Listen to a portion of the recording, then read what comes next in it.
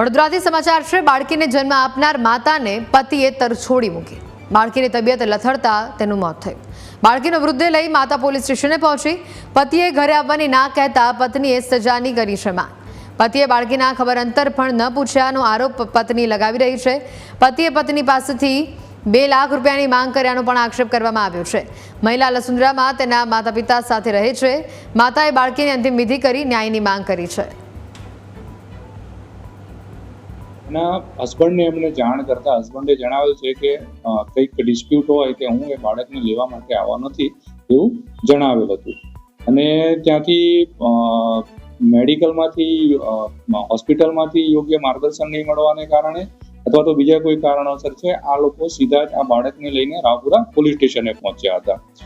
તો રાવપુરા પોલીસ સ્ટેશને પહોંચતાની સાથે જ રાવપુરા પોલીસ સ્ટેશન છે પોતાની માનવતા દાખવીને તરત જ જે કંઈક હતી શોર્ટ આઉટ કરવાનો પ્રયત્ન કર્યો હતો કે શું